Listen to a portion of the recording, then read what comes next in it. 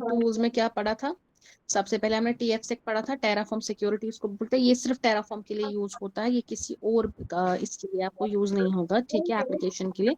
सो इसमें क्या होता है, ये देखो आप टेराफॉर्म में हम लोग जो कोड लिखते हैं यूजुअली हम एनएसजी, वर्चुअल मशीन, ये सब लिखते हैं, राइट। तो हम यहाँ पे वही सभी हमें बताता है कि एनएसजी मतलब ओपन कोड्स है, आपके वीक कॉन्फ़िगरेशंस है।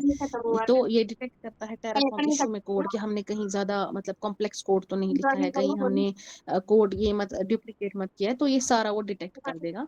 मगर डिप्लॉयमेंट से पहले ही हम कोड की स्कैनिंग करते ताकि प्रोडक्शन में फिर वो फेल ना हो और हमें इशू ना आए उसकी वजह से। So before deployment, it will scan code and will update us regarding any open port or open storage and weak configuration. फिर ट्रिवी है दूसरा, ट्रिवी इमेज स्कैनिंग टूल है। तो ये क्या करता है, डॉकर इमेज स्कैन करता है, कुबरनेटीज, टेराफॉर्म स्क्रिप्ट्स, फाइल सिस्टम। तो तीसरा है चेक ओवी, ये बेसिकली फाइल्स को स्कैन करता है, जैसे यामल फाइल को करेगा, कुबरनेटीज को करेगा, क्लाउड फॉर्मेशन बाय AWS और डॉकर फाइल को करेगा, सोनार। फिर हमारा है एक और सोनार क्यूब। सोनार क्यूब क्या करता है, बेसिकली ये जो हमारी ये पाइपलाइंस में कोड होते हैं उनको ये कोड क्वालिटी चेक करता है। ये देखता है कि लाइक क्या कहते हैं इसको, सिक्योरिटी वल्नरेबिलिटीज चेक करता है, कोड स्मेल्स देखता है, लाइक पुअर डिजाइन तो नहीं है कोड का, डुप्लीकेसी तो नहीं है, या मतलब अपने कुछ कॉम्प्लेक्स इसको कमांड तो नहीं दिए है जो ये समझ नहीं पा रहा है। तो ये सब कुछ देखो, सर्कुलर डिपेंडेंसी तो नहीं है उसमें, ठीक है। तो सोनार क्यूब है scanner tool which scan codes. Quality gate क्या होता है, क्वालिटी गेट एक, हेलो, हेलो। तो क्वालिटी गेट एक टर्म, क्वालिटी गेट क्या होता है, वो एक सेट ऑफ कंडीशंस होता है जो डिटरमाइन करेंगी कोड पास हुआ, कोड कैसे पास होगा क्वालिटी चेक से। मतलब ये कोड के लिए कुछ टर्म्स एंड कंडीशंस होती है कि उसको, जैसे सपोज खाना है, खाना कैसे क्वालिटी मतलब FSSAI वाले कैसे उसको देंगे ग्रीन सिग्नल कि हाँ food is good for human consumption. In the same way code कैसे एक स्टेबल कोड है, कोड कैसे एक अच्छा कोड है, वो आपको क्वालिटी गेट बताता है। ये सेट ऑफ कंडीशंस होता है जो हमें बताता है कि कोड क्वालिटी का है या नहीं है, ठीक है। उसमें आप क्वालिटी में क्या क्या होनी चाहिए, उसमें कोई क्रिटिकल वल्नरेबिलिटी नहीं होनी चाहिए, कोड कवरेज उसमें 80% से ज्यादा होनी चाहिए, बग्स उसमें नहीं होने चाहिए। अगर ये सब चीजें कोड में होंगी इट मीन्स कि ये एक अच्छा कोड है और ये पाइपलाइन में फेल नहीं होगा। और अगर ये सब आपको फेल होती है, अगर उसमें होगी इश्यूज होंगे, कोड कवरेज भी नहीं होगी, बग्स भी होंगे, तो पाइपलाइन फेल हो जाएगी। अब यूजेस ऑफ सोनार क्यूब क्या है, हम इसको इंटीग्रेट करते हैं CI/CD पाइपलाइन में या टूल्स में, जैसे Jenkins, GitHub actions, GitLab, CI/CD में, एंड ये वापस स्कैनिंग करता है। फिर है हमारा सर्विस प्रिंसिपल। सर्विस प्रिंसिपल क्या है, ये बेसिकली मैंने आकाश को पढ़ाया था, तो आप लोग भी पढ़ लो। देखो सर्विस प्रिंसिपल क्या होता है, बेसिकली ये एप्लीकेशन की आइडेंटिटी होती है। सपोज टेराफॉर्म को बनाने हैं रिसोर्स क्लाउड पे, तो उसको कैसे पता है क्लाउड को कि टेराफॉर्म एक अच्छी जेन्युइन एप्लीकेशन है, राइट। या चलो पाइपलाइन को डिप्लॉय करने हैं रिसोर्सेस, कैसे पता चलेगा, मतलब क्लाउड को, एज्योर क्लाउड को कौन बताएगा कि हाँ जी ये जेन्युइन है। तो जो ये होता है ना सर्विस प्रिंसिपल, यही बताता है। जिसके जैसे हमने जब पहले पाइपलाइन क्रिएट की, हमने सबसे पहले सर्विस प्रिंसिपल बनाया एज्योर पे और सर्विस कनेक्शन बनाया डेवऑप्स पे। क्यों बनाया, क्योंकि सर्विस प्रिंसिपल ने ही उसको बताया जो ये पाइपलाइन से डिप्लॉयमेंट होगी ये एक जेन्युइन डिप्लॉयमेंट है। ये एक आइडेंटिटी होती है, सर्विस प्रिंसिपल एक आइडेंटिटी होती है एप्लीकेशन की। यहाँ पे एप्लीकेशन लॉग इन करती है, लॉग इन में जो उसके पास अपनी लॉग इन क्रेडेंशियल्स होते हैं ना एप्लीकेशन के पास, जैसे हमारे पास यूजर नेम एंड पासवर्ड है, एप्लीकेशन के पास भी यूजर नेम एंड पासवर्ड होता है एजोर पे लॉगिन करने का। उसको हम बोलते हैं क्लाइंट आईडी और client server. Client ID simply आपका एप्लीकेशन का लॉगिन है और क्लाइंट सर्वर एप्लीकेशन का पासवर्ड होता है। ये इसमें आता है सर्विस प्रिंसिपल में, ठीक है। अब इसमें मेन कंपोनेंट्स क्या होते हैं सर्विस प्रिंसिपल में, सबसे क्लाइंट आईडी आएगा और क्लाइंट सर्वर। क्लाइंट आईडी मतलब होता है एप्लीकेशन का यूजर नेम और एप्लीकेशन का पासवर्ड। सो उसके बाद क्या होगा, जब एप्लीकेशन जाएगी एजोर क्लाउड पे, वहां पे कौन पहले उसको चेक करेगा, ऑथेंटिकेट कौन करेगा, इंट्रा आईडी करेगा ना, या Azure AD, where Azure AD को ही एजोर एक्टिव डायरेक्टरी या टेनेंट आईडी जिसको बोलते हैं, उसी को हम क्या बोलते हैं, वही जो एजोर एडी है ना बेसिकली उसी को टेनेंट आईडी भी बोलते हैं। तो वही करेगा सबसे पहले एप्लीकेशन को चेक, अच्छा चलो तुम्हारे पास क्लाइंट आईडी भी है, तुम्हारे पास क्लाइंट सर्वर है, चलो ठीक है, एंट्री करो अब इसकी, ठीक है। जब इसको एक्सेस मिल गया एप्लीकेशन को, उसके बाद जो होगा, सपोज करो टेराफॉर्म को एक VM बनाना है, ये सर्विस प्रिंसिपल का यूज करेगा, एजोर की ऑथेंटिकेशन करेगा, ठीक है, हाँ ये ऑथेंटिफाइड है, फिर परमिशन देगा एंड फिर उसके बाद आप इस पे रोल बैक आर बैक के थ्रू इसको रोल भी असाइन कर सकते हो कि वेदर एक कंट्रीब्यूटर का रोल करेगा या ओनर का। ओनर कभी हमें देना नहीं चाहिए, ठीक है, क्योंकि फिर एप्लीकेशन कुछ भी कर सकती है उस पे हमारे एजोर पे। तो हमेशा रीडर या कंट्रीब्यूटर का रोल देना है। ठीक है, अब देखो इशू क्या है सर्विस प्रिंसिपल में। सर्विस प्रिंसिपल में क्या होता है कि हमको मैनेज करने पड़ते हैं सीक्रेट्स, उनकी एक्सपायरी होती है, उनको रोटेट करना पड़ता है हमें, ठीक है। तो बेस्ट ऑल्टरनेटिव हमारे लिए क्या है, आईएएम, आइडेंटिटी मैनेज, इसलिए हम यूज करते हैं। तो अगर कोई आपको बोलेगा what is difference between service principal and IAM, दोनों ऑथेंटिकेशन करते हैं, दोनों ऑथेंटिकेशन करते हैं, बट यही है कि आईएएम में हमको कोई सीक्रेट या की वगैरह मेंटेन नहीं करनी पड़ती है। तो जबकि सर्विस प्रिंसिपल आपका सीक्रेट यूज करता है, ठीक है, वो अपने सीक्रेट्स वॉल्ट में, की वॉल्ट में रखता है, बट उनको फिर हमें रोटेट करना पड़ता है, ख्याल रखना पड़ता है उनका। तो ऐसा सच हमको आईएएम में ये सब कुछ नहीं करना पड़ता है। फिर है सर्विस कनेक्शन। सर्विस कनेक्शन क्या होता है, ये एक कनेक्शन पॉइंट होता है, एक कनेक्शन ऑब्जेक्ट होता है, ठीक है, इसको कनेक्शन ऑब्जेक्ट भी बोलते हैं। ये एक सिक्योर ऑथेंटिकेशन ब्रिज होता है जो फिर इन्हीं इन्हीं एप्लीकेशंस को रिसोर्स डिप्लॉय करने में हेल्प करती है। पहले ये ऑथेंटिकेट हो जाएंगी सर्विस प्रिंसिपल से, राइट, उसके बाद इनको रिसोर्सेज आप डिप्लॉय करने हैं वहां, तो वो सर्विस कनेक्शन के थ्रू होंगे। जैसे हमने एज़ोर डेवऑप्स पे सर्विस कनेक्शन बनाया और उसके बाद हमने क्या किया, उसको हमने कनेक्ट किया एज़ोर पोर्टल के साथ, किसकी मदद से, सर्विस प्रिंसिपल की मदद से, राइट। इनका कनेक्शन हमने करवाया एंड फिर पाइपलाइन ने अपने रिसोर्सेज उस एज़ोर पे डिप्लॉय किए। तो ये जो सर्विस कनेक्शन होता है ना, ये एज़ोर डेवऑप्स का फीचर है जो पाइपलाइंस को एलो करता है कि वो डिप्लॉय करे अपने रिसोर्सेज एज़ोर पोर्टल पे। सो इंटरनली जो सर्विस कनेक्शन है वो किसका यूज करता है, सर्विस प्रिंसिपल का। तो सर्विस प्रिंसिपल और सर्विस कनेक्शन इससे रिलेटेड है कि सर्विस कनेक्शन यूज करता है सर्विस प्रिंसिपल को internally to deploy the resources. Fine, clear हुआ। Service principal is just authentication और सर्विस कनेक्शन है फिर उसी एप्लीकेशन को एक परमिशन मिल जाती है कि वो अपने रिसोर्सेज डिप्लॉय करे उस क्लाउड पे, ठीक है। फिर हमने ओएसए मॉडल पढ़ा था जो हमने देखा था कि सेंडर टू रिसीवर कैसे डेटा ट्रांसफर होता है नेटवर्क पे। तो 7 लेयर में होता है, application, presentation, session layer, transport layer, network layer, data link और फिजिकल लेयर। सो जो एप्लीकेशन लेयर होती थी बेसिकली यहाँ पे यूजर इंटरेक्ट करता था किसकी मदद से, जो प्रोटोकॉल्स थे HTTPS, HTTP, और यूजर डायरेक्टली इंटरेक्ट करता था ब्राउजर के साथ। प्रेजेंटेशन लेयर में क्या होता था, डेटा एनक्रिप्ट हो जाता था यूजिंग SSL एनक्रिप्शन, जो हमने फिर SSL पढ़ा भी था, ठीक है। उसके बाद जो सेशन लेयर है, simply session log in time देता है ये आपको बिटवीन टू सिस्टम्स। फिर ट्रांसपोर्ट डेटा जो है वो डिलीवर हो जाता है, ठीक है, TCP से और UDP से। उसके बाद जो नेटवर्क है, राउटिंग होती है नेटवर्क में, इसको प्रॉपर IP एड्रेस मिल जाता है। इसी तरीके से फिर डेटा पे कम्युनिकेशन होती है और फिजिकल लेयर पे हम डेटा को सिग्नल्स में भेजते हैं, ठीक है।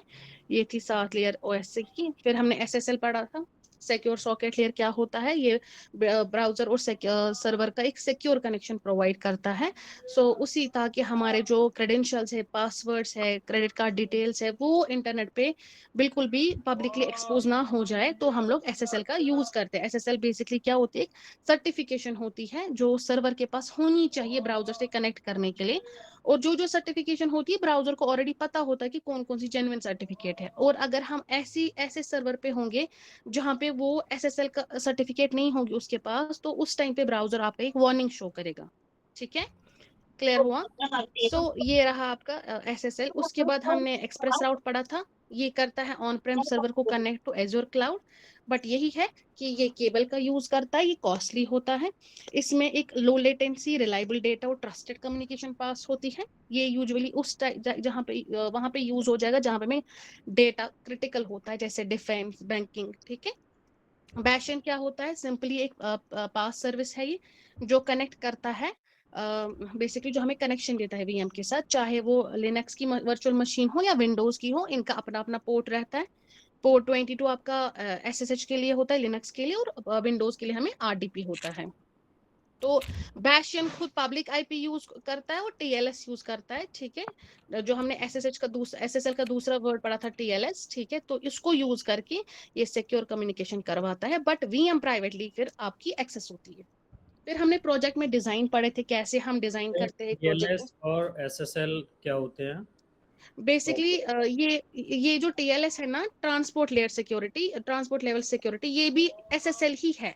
इसको मॉडर्न नेम हम कहते हैं टीएलएस। एसएसएल होता है एक सिक्योर कनेक्शन बिटवीन, देखो जब हम सपोज मैं यहाँ पे दूंगी google.com, ठीक है, तो जो मैं यहाँ पे लिख रही हूँ ना, ये बेसिकली ब्राउजर पे मैं दे रही हूँ। अब जो मुझे वहां से रेस्पॉन्स मिलेगा ना, वो मुझे गूगल का सर्वर रेस्पॉन्ड कर रहा है कि मुझे पेज आया सामने, ठीक है। अब जो यही कनेक्शन होता है ना ब्राउजर का, जहाँ पे मैं हूँ यूजर, और सर्वर जहाँ पे वो मुझे सर्व कर रहा है जो मुझे रिक्वायर्ड है, इसी कनेक्शन को हम बोलते हैं बिटवीन ब्राउजर एंड सर्वर, इसको हम बोलते हैं एसएसएल, सिक्योर सॉकेट लेयर। ये एक कनेक्शन होता है बिटवीन ब्राउजर, ठीक है। तो इसको हम हाँ प्रॉपर समझाएंगे, डिटेल में पढ़ेंगे। अभी हाँ आप हाँ कंटिन्यू करो, इसको मैं हाँ, इसको हमने जस्ट एक आइडिया के थ्रू मैंने दिया था। बताऊंगा, फिर फिर आप इसी को यूज हम, हाँ इसी को फिर हम टीएसएल भी कहते हैं। तो ये एक सिक्योरिटी प्रोटोकॉल होता है जो डेटा को एनक्रिप्ट करता है between browser and the client and server, so that communication हमारी सिक्योर पॉसिबल हो, ताकि हमारे जो क्रेडेंशियल्स है वो लीक ना हो ओवर इंटरनेट, ठीक है। एंड उसके बाद हमने प्रोजेक्ट डिजाइन पढ़ा था। हर एक एप्लीकेशन के 3 फेजेस होते हैं, जैसे front end back and database. Front end public IP पे होता है, बैक एंड प्राइवेट होता है, एंड डेटाबेस भी वही होता है। फिर हमने high level design and low level design किया था। हाई लेवल डिजाइन हमको एक बिग पिक्चर देता है प्रोजेक्ट की। सबसे पहले जब प्रोजेक्ट हम लेते हैं, उससे पहले पहले डिस्कस करते हैं कि प्रोजेक्ट में क्या होना चाहिए। हाई लेवल फ्लो होता है, ये आर्किटेक्ट्स यूज करते हैं, एंड ये आर्किटेक्चर ओवरव्यू होता है। एंड जो लो लेवल होता है उसमें हम बेसिकली टेक्निकल इन्फॉर्मेशन देखते हैं, वी नेट, सब नेट, वीएम्स कितनी होंगी, ये सब कुछ उसमें देखा जाता है, पोर्ट नंबर, पोर्ट साइज वगैरह सब कुछ। फिर एज्योर एसक्यूएल डेटाबेस भी हमने पढ़ा था, एंड एसक्यूएल सर्वर भी पढ़ा था। तो अब हम करेंगे स्टार्ट वीएम। अब आकाश आए कि नहीं? अभी नहीं आया। आ गया आ गया। Done done. अब हम करते हैं वर्चुअल मशीन स्टार्ट, ठीक है। सो बेसिकली क्या है वीएम, इसको हम क्या बोलते हैं, वर्चुअल मशीन इसको बोलते हैं, ठीक है, एज यू ऑल नो। तो क्या होता है बेसिकली, ये एक सॉफ्टवेयर बेस्ड कंप्यूटर होता है, ठीक है, जो रन करता है हमारे ही फिजिकल सर्वर में, ठीक है। तो क्या होता है, it is a software based. मतलब क्या होता है, देखो जैसे हमारा लैपटॉप है, हम अभी जैसे वर्क कर रहे हैं, तो ये हमारे ही लैपटॉप पे हम इसको रन करवा सकते हैं वीएम्स को। अब वो डिपेंड करता है आपके लैपटॉप में कितना ये होगा रैम वगैरह, तो उस हिसाब से वीएम्स बन जाएंगे, ठीक है। सो ये एक सॉफ्टवेयर बेस्ड कंप्यूटर होता है, ठीक है, which runs inside physical server, ठीक है। सो ये हम यूजुअली क्या करते हैं, इसको हम अपने, जैसे हमारा मैंने कहा लैपटॉप है, तो उसके इनसाइड में हम इसको आराम से वीएम्स क्रिएट कर सकते हैं। तो बेसिकली सॉफ्टवेयर बेस्ड होता है, ठीक है। ये एक बिल्कुल एक रियल कंप्यूटर की तरह बिहेव करती है वर्चुअल मशीन। इसके पास भी होता है सीपीयू, होता है रैम, होता है स्टोरेज, होता है ऑपरेटिंग सिस्टम होता है, और नेटवर्क या आईपी होता है, ठीक है। हम क्या करते हैं, हम इसमें आराम से सॉफ्टवेयर को इंस्टॉल कर सकते हैं, एप्लीकेशन रन कर सकते हैं, एक्सेस कर सकते हैं इसको रिमोटली, ठीक है। तो हर एक वर्चुअल मशीन अलग अलग तरीके से बिहेव करती है, इंडिपेंडेंटली वो काम करती है, ठीक है। तो देखो हम इसमें थोड़ा सा लिख देते हैं क्या होता है इसमें, it behaves like a real computer,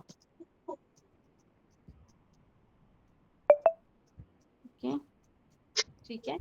it also has, जैसे एक कंप्यूटर में होता है सीपीयू होता है, इसका रैम होता है, स्टोरेज होता है, ठीक है, नेटवर्क होता है, इसके पास भी सब कुछ होता है, ठीक है। बिल्कुल एक कंप्यूटर की तरह ये काम करता है हमारा,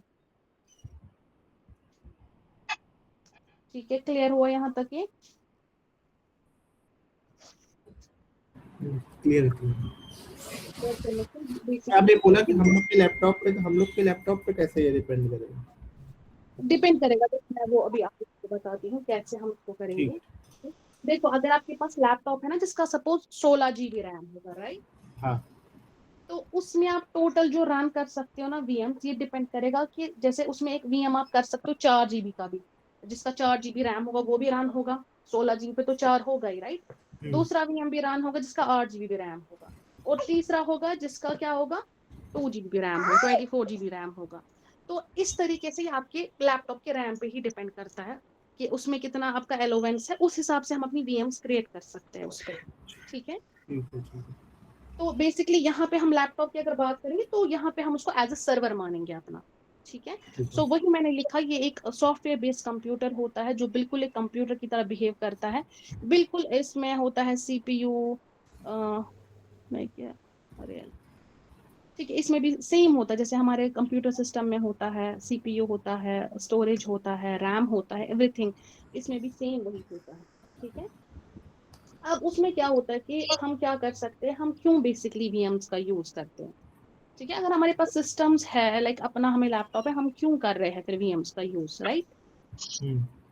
ठीक है, तो सबसे पहले वीएम्स क्या है, सबसे पहले ये हमें जो है, हमें अलग अलग कंप्यूटर्स नहीं खरीदने पड़ेंगे। ठीक है, ये चीप है, हम इसी को बहुत सारी कॉपीज बना के या लाइक आइडेंटिकल वीएम्स बना सकते हैं, राइट। उन पे फिर अपना हम सॉफ्टवेयर इंस्टॉल करके वर्क कर सकते हैं। सबसे पहले ये चीप होता है कंप्यूटर, एक्चुअल कंप्यूटर, ये फ्लेक्सिबल भी है। ठीक है, थर्ड इसमें क्या है आपका कि ये आपका जो बेसिकली है, ये इजीली हमें क्रिएट होती है और डिलीट भी होती है, easily created and deleted, right. Maintenance हमको नहीं करनी होती तो। हम्म, सो सेफ फॉर टेस्टिंग भी होता है ये।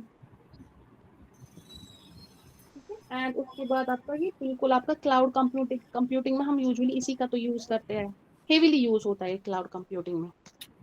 ठीक है, सो हमें अलग, जैसे हमें 15 वीएम्स की जरूरत है, अब अगर हमारे पास वीएम नहीं होगा तो हमें 15 कंप्यूटर लेने पड़ेंगे, राइट, या लैपटॉप्स लेने पड़ेंगे जिन पे हमें वर्क करना पड़ेगा, सॉफ्टवेयर इंस्टॉल करना पड़ेगा, प्रोग्राम्स को रन करना पड़ेगा।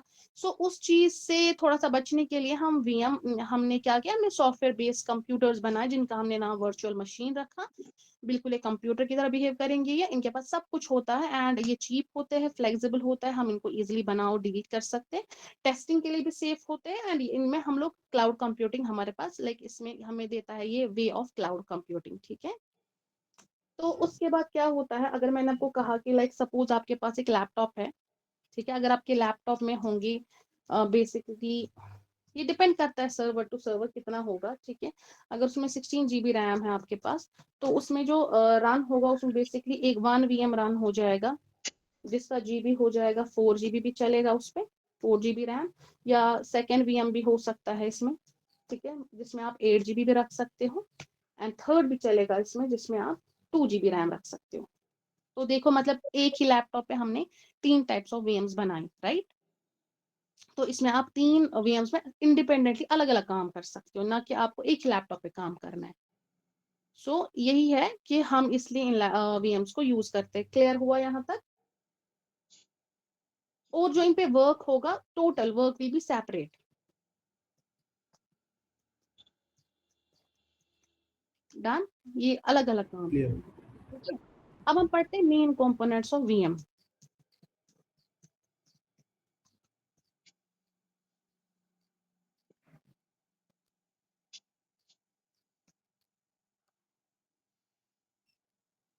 तो सबसे पहला जो इसमें कंपोनेंट है, इसमें सारा वर्चुअल ही होता है। ठीक है, वर्चुअल सीपीयू, क्योंकि ये हम बनाते हैं। सेकंड इसमें क्या होगा, आपका रैम होगा, वो भी वर्चुअल रैम होगा। उसके बाद हम तीसरा इसमें क्या रखते हैं, वर्चुअल डिस्क भी रखते हैं, जो बहुत इंपॉर्टेंट होता है, वीएम साइज के हिसाब से डिस्क भी लगानी है हमें। फिर एनआईसी। ठीक है, एंड फिर आपका जो होता है गेस्ट ऑपरेटिंग सिस्टम होता है, क्योंकि सिंस इसको हम ये ऑपरेटिंग सिस्टम देते हैं, इनबिल्ट नहीं होता है, तो इसको हम बोलते हैं guest operating system.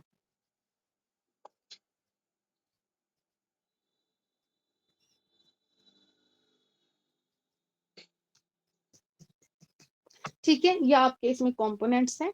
So basically virtual CPU क्या करता है, ये एक बेसिकली हम इसको एक टाइप ऑफ फेक सीपीयू देते हैं। ठीक है, तो इस वीएम को दिया जाता है, इसमें रैम में हम इसको मेमोरी असाइन कर देते हैं। वर्चुअल डिस्क में क्या होता है, बेसिकली स्टोरेज फाइल हो जाएगा, स्टोर करेगा वो फाइल्स को। एनआईसी पता ही है, नेटवर्क कार्ड है, इसको कनेक्ट करेगा ये कम्युनिकेशन के लिए। और गेस्ट ओस क्या है, ये ऑपरेटिंग सिस्टम होता है हमारी वीएम के अंदर। इतना क्लियर हुआ, इसके मेन 4 कंपोनेंट्स कौन कौन से, CPU, RAM, disk and NIC. ठीक है, अब इसमें कुछ हमारे पास जो बेसिकली होती है, कुछ टर्म्स होती है इसमें हमारे पास। तो पहले हम थोड़ा सा उन टर्म्स को कंप्लीट कर लेते हैं, फिर आपको क्लियर हो जाएगा फर्दर जो हमें पढ़ना होगा। सबसे पहले मोस्ट इंपॉर्टेंट टर्म जो इसमें उसमें हाइपरवाइजर है। वीएम में हाइपरवाइजर, विदाउट हाइपरवाइजर वीएम कुछ नहीं होती है, ठीक है। तो हाइपरवाइजर क्या होता है, ये बेसिकली सॉफ्टवेयर होता है, ठीक है। सॉफ्टवेयर जो क्रिएट करता है हमारी वीएम्स को, ठीक है, दैट क्रिएट्स वीएम्स, ये वीएम्स को बनाता है ये सॉफ्टवेयर हाइपरवाइजर, ठीक है। फिर यही क्या करता है सेकेंड पॉइंट पे, ये इनको एलोकेट रैम करता है, ठीक है, एंड सीपीयू भी यही एलोकेट करेगा। थर्ड, ये इनको क्या करेगा, स्टार्ट या स्टॉप करेगा। सारा हाइपरवाइजर ही वर्क करता है इनका, इंटरनली इनको हैंडल करता है। ये आइसोलेशन ऑफ वीएम्स भी करेगा।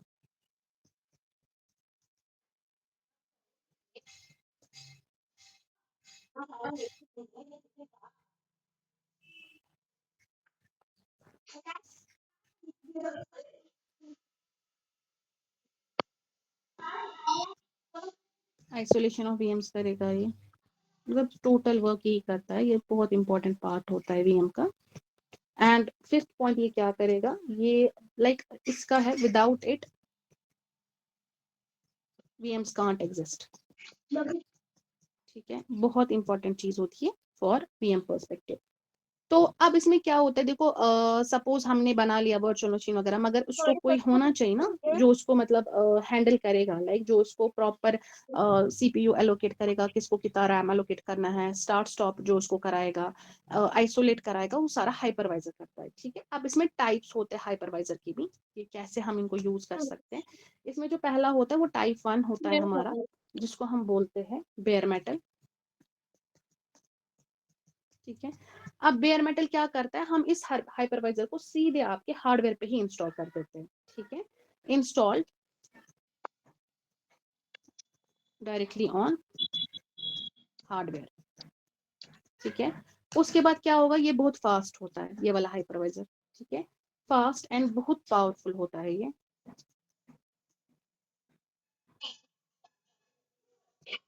ठीक है। एंड ये क्या होता है बेसिकली, इसको हम कहाँ पे यूज करते हैं, ये तो आपका एक तो डेटा सेंटर्स में होगा, क्योंकि वहां बहुत सारा डेटा होता है, तो वहां पे हमें कोई फास्ट हाइपरवाइजर ही चाहिए, ठीक है। एंड सेकेंडली क्लाउड कंपनीज में होता है यूज। ये टाइप 1 था, टाइप 1 क्लियर हो गया। टाइप 1 क्या करता है, बहुत फास्ट होता है, डायरेक्टली हम उसको हार्डवेयर पे लगा देते हैं। तो उसके बाद ये डेटा सेंटर्स में यूज होता है, एंड ये क्लाउड कंपनीज में यूज होता है, फास्ट और पावरफुल है ये, इसको बोलते हैं बेयर मेटल हाइपरवाइजर। दूसरा जो टाइप है हाइपरवाइजर का, वो आपका होता है टाइप 2। तो उसमें क्या होता है बेसिकली, टाइप 2 में हम इसको इंस्टॉल करते हैं नॉर्मली अपने ऑपरेटिंग सिस्टम पे, ठीक है, इंस्टॉल्ड ऑन नॉर्मल एप्लीकेशन, ठीक है। एप्लीकेशन पे इसको करते हैं ऑन ऑपरेटिंग सिस्टम, मतलब ये ऑपरेटिंग सिस्टम के ऊपर होता है ये वाला, वो हार्डवेयर के ऊपर था, तो ये ऑपरेटिंग सिस्टम के ऊपर रहेगा, ठीक है। ये हमारे लिए यूज होता है, ठीक है, जब हमें पर्सनल लर्निंग करनी होगी, यूज फॉर पर्सनल लर्निंग, वो बेसिकली कंपनीज में यूज होता है। सेकेंड हमारा क्या होता है, टेस्टिंग के लिए ये यूज होता है टाइप 2। एंड थर्ड हमारा ये क्या होता है, लैब्स में यूज होता है ये, ठीक है। अब इनमें एग्जाम्पल्स भी है, लाइक टाइप 1 टाइप 2, आप देख भी सकते हो खुद से, ठीक है। जैसे उसमें वीएम वेयर है, उसमें जेन है, एक हाइपर वी है, इसमें है आपका वीएम वेयर, ठीक है, वर्क स्टेशन। तो ऐसे है टाइप 1 एंड टाइप 2, ये क्लियर हुआ यहाँ तक, type 1 hypervisor, type 2 hypervisor. Type 1 basically हम हार्डवेयर पे इंस्टॉल कर देते हैं, फास्टर एंड पावरफुल होता है, डेटा सेंटर्स में यूज होता है, क्लाउड कंपनीज में यूज होता है। टाइप 2 हमारा सीधे हम लोग क्या करें, इसको ऑपरेटिंग सिस्टम पे इसको हम लगा देते हैं, एप्लीकेशन के ऑपरेटिंग सिस्टम पे लगा देते हैं, हार्डवेयर पे नहीं लगता है ये हमारी टेस्टिंग के लिए यूज होता है, लैब्स एंड पर्सनल लर्निंग के लिए यूज होता है। यहाँ तक क्लियर हुआ हाइपरवाइजर एंड हाइपरवाइजर के टाइप्स। क्लियर, उनके नाम ऐसे ही है, टाइप 1 टाइप 2। हाँ, टाइप 1 टाइप 2, टाइप 1 है बेयर मेटल और टाइप 2 का ऐसे टाइप 2 हाइपरवाइजर इसको बोलते हैं, ठीक है, ठीक है। ठीक है, क्लियर हुआ ये। देन इसके बाद अगर इनमें डिफरेंस भी करनी होगी, what is the difference between type 1 hypervisor and type 2, तो सिंपली ये टाइप 1 फास्ट स्पीड होता है, टाइप 2 स्लोवर है। तो वो सर्वर्स में यूज होता है, राइट, जैसे डेटा सेंटर्स में हो गया यूज, या क्लाउड कंपनीज यूज करती है। ये बेसिकली हमारी लोकल पर्सनल यूज होता है टाइप 2, है ना। एक सेकंड, मुझे कॉल आ रहा है। हेलो।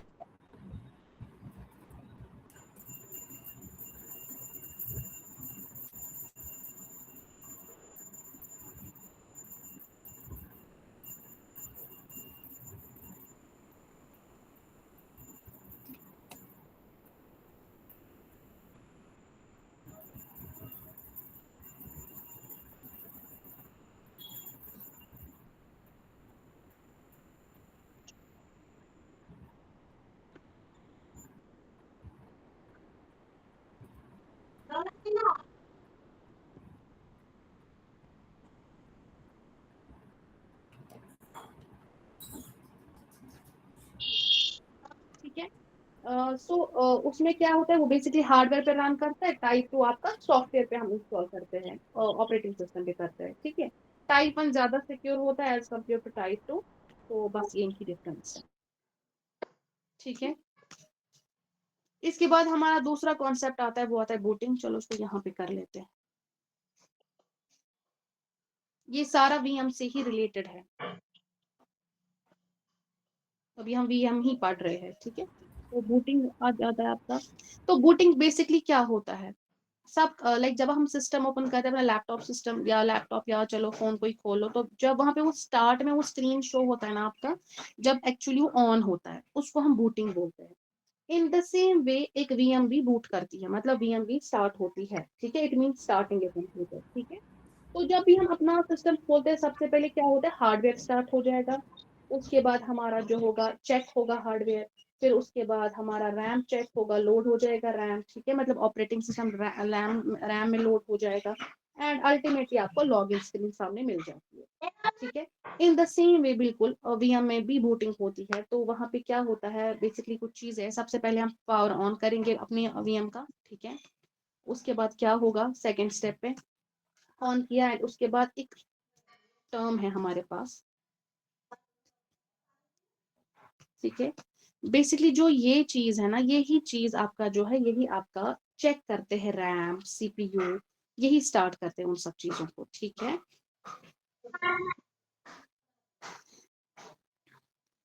तो ये क्या करते हैं, दे स्टार्ट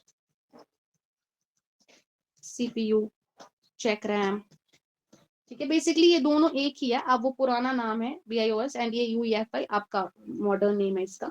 ये रैम करते हैं चेक, एंड ये बिल्कुल कीबोर्ड वगैरह सब कुछ ये चेक करते हैं कि सब कुछ परफेक्ट है या नहीं।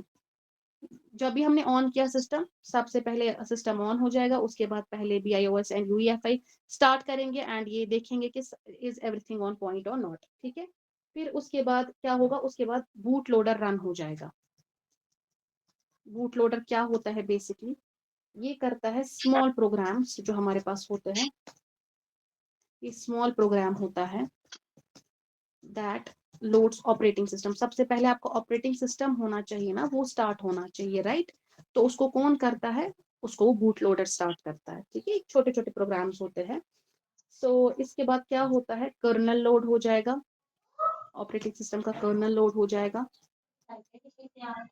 ये क्या होता है कर्नल, ये basically brain of operating system होता है। इसको हम लिखते हैं यहाँ पे, ब्रेन ऑफ ऑपरेटिंग सिस्टम।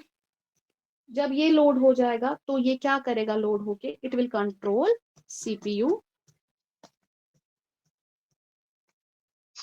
ठीक है। डिवाइसेस को कंट्रोल करेगा, मेमोरी को कंट्रोल करेगा, ठीक है। एंड इसके बाद फाइनली क्या हो जाएगा, सर्विस हमारी स्टार्ट हो जाएगी। ये है आपका इसमें प्रॉपर फ्लो, जिसमें आपको फिर सर्विस में लॉगिन करना होगा, नेटवर्क देखना होगा, एप्लीकेशन चलानी होगी। ये है प्रोसेस आपका बूटिंग का, ठीक है। सबसे पहले हम पावर ऑन करेंगे, BIOS एंड UEFI चेक करेंगे, स्टार्ट करेंगे हमारे रैम को, हमारे CPU को। उसके बाद हमारा ऑपरेटिंग सिस्टम लोड होगा, वो हमारा बूट लोडर रन करेगा। उसके बाद कर्नल लोड हो जाएगा, जो ब्रेन ऑफ ऑपरेटिंग सिस्टम होता है, ये कंट्रोल करेगा आपका CPU, डिवाइस, मेमोरी। एंड उसके बाद ही आपका जो है वो हमारी सर्विस जो है वो स्टार्ट हो जाएगी, ठीक है। क्लियर हुआ बूटिंग का। अब इसके बाद जो हमारा है बेसिकली, जो मैंने दो टर्म्स यूज की थी, BIOS एंड UEFI, ठीक है। तो क्या होता है ना, ये बेसिकली क्या करते हैं, UEFI अब इसका मॉडर्न रिप्लेसमेंट है। ये दोनों क्या करते हैं, ये हमारी बूटिंग में हेल्प कर देते हैं, ठीक है। ये सपोर्ट करते हैं लार्ज डिस्क को। ये मॉडर्न लाइक सिस्टम, जो आपके मॉडर्न सिस्टम्स होते हैं, दे यूज UEFI, ठीक है। कुछ नहीं, मतलब ये हमारी they help in booting system, booting VMs, ठीक है। ये इनका काम होता है, ये बूट करने में हमारी हेल्प करते हैं, चाहे फिर से CPU चेक करे, रैम चेक करे, सब कुछ चेक करे, उसके बाद हमारा सिस्टम ऑन हो जाएगा। डन, इतना क्लियर है VM का अभी तक का सारा, ठीक है। अब इसमें जो है, इसके बाद हमारे पास आता है पैचिंग। बूटिंग और पैचिंग VM में ही होता है। बूटिंग होता है सिंपली VM को स्टार्ट करना, उसमें एक प्रोसेस फॉलो होता है, कैसे स्टार्ट होगी। इसके बाद आपका आता है पैचिंग। पैचिंग क्या होता है, पैचिंग मीन सिंपली इसको अपडेट करना। माइक्रोसॉफ्ट इसको अपडेट करता रहता है ताकि इसमें जो बग्स वगैरह है वो हट जाए, ठीक है।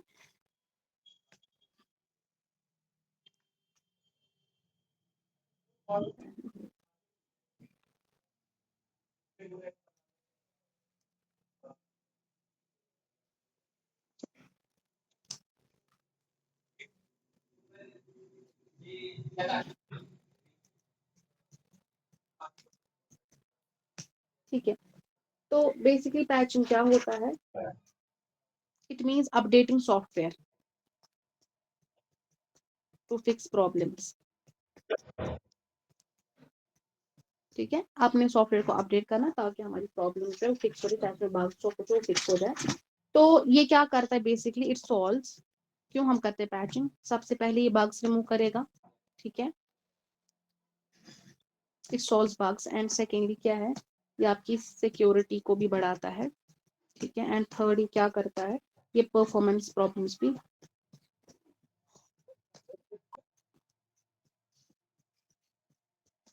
ठीक है। तो ये है आपका पैचिंग से। पैचिंग से परफॉर्मेंस अच्छी होती है, सिक्योरिटी बढ़ती है, बग्स जो है वो हट जाते हैं। सिंपल होता है पैचिंग का कि आप अपडेट करते हो सॉफ्टवेयर ताकि अब प्रॉब्लम जो है, बग वगैरह को फिक्स कर सको। अब इसमें टाइप्स होते हैं, एक होता है सिक्योरिटी पैच, दूसरा होता है बग पैच, तीसरा होता है feature patch, firmware patch. Security patch basically hacking risk को करता है टैकल। बग पैच आपका जो है सॉफ्टवेयर एरर्स निकालता है। फीचर पैच आपको न्यू फीचर दे देता है उस सॉफ्टवेयर में। और फर्म पैच क्या करता है, वो हार्डवेयर लेवल अपडेट कर देता है। अब बेसिकली क्या है, हमें VM पैचिंग पढ़नी है, कैसे होती है VM पैच, ठीक है। इसमें क्या होता है बेसिकली, VM को भी चाहिए पैचिंग, ठीक है, क्योंकि इसमें ऑपरेटिंग सिस्टम होता है, इसमें हाइपरवाइजर भी होता है, एप्लीकेशन भी होती है। तो इन ये तीन टाइप्स ऑफ पैचिंग है, ठीक है। इसमें बेसिकली VM में हम OS पैचिंग करते हैं, हाइपरवाइजर पैचिंग करते हैं, और एप्लीकेशन पैचिंग करते हैं। फॉर एग्जाम्पल, अगर हमें सॉफ्टवेयर इंस्टॉल करना होगा VM में उबंटू का, तो हम उसको पहले अपडेट करेंगे ना।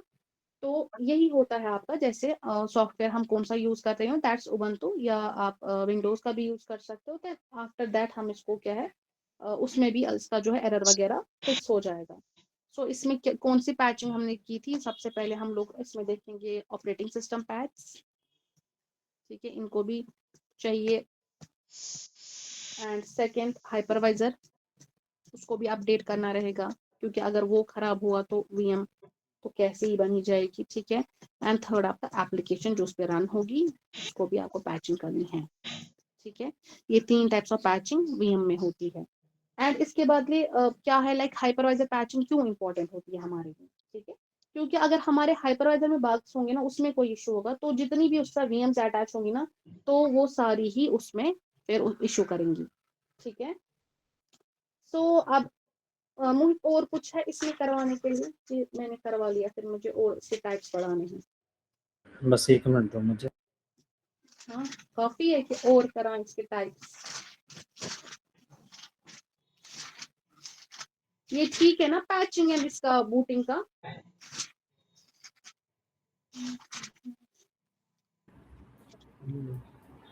ठीक है ठीक है। थोड़ा सा देखते हैं और UEFI में क्या लिखा है किसमें। ऊपर, BIOS और UEFI में? हाँ, यही बेसिकली आपकी बूटिंग करवाते हैं। अच्छा, दे हेल्प इन बूटिंग। तो देखो अब इसमें बेसिकली वर्चुअल मशीन क्या होती है, ये पास सर्विस है, आईएएस सर्विस है, या इंफ्रास्ट्रक्चर एज अ सर्विस है, प्लेटफॉर्म एज अ सर्विस है, या सैस सर्विस है? पास सर्विस है। बताओ। फर्स्ट वाला आईएएस, हाँ आईएएस। हाँ, इट इज आईएएस सर्विस, ठीक है। तो उसके बाद थोड़ा सा इसमें क्या है, OS this data NIC IP address, ये हमने किया।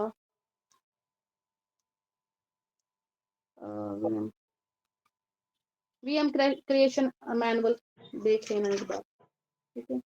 सो हाँ, वीएम स्टेट्स हम पढ़ते हैं, थोड़ा सा इसका कॉन्सेप्ट रखते हैं वीएम स्टेट्स का।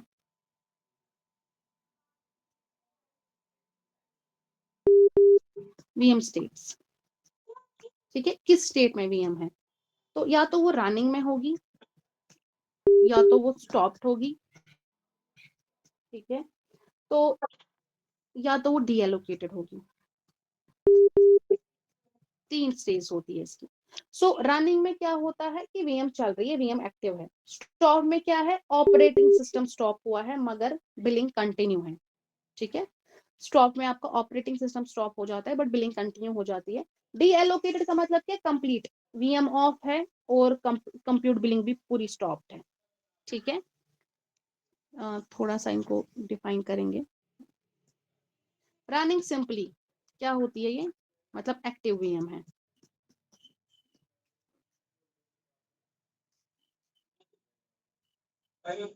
एंड उसके बाद जो आपका स्टॉप है, यहाँ पे क्या होता है, ऑपरेटिंग सिस्टम स्टॉप होता है बट बिलिंग होती रहती है उसकी, वीएम की, ठीक है। उसके बाद आपका है थर्ड डीएलोकेटेड, मतलब टोटली कट ऑफ, ठीक है, टोटल क्लोज्ड, ऑपरेटिंग सिस्टम भी और वीएम भी, ठीक है।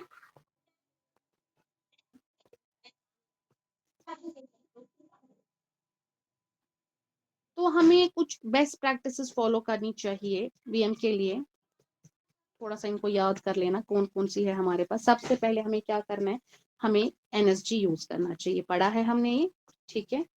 सेकेंड, हमें पब्लिक आईपी को डिसेबल करना चाहिए वीएम एक्सेस में, ठीक है।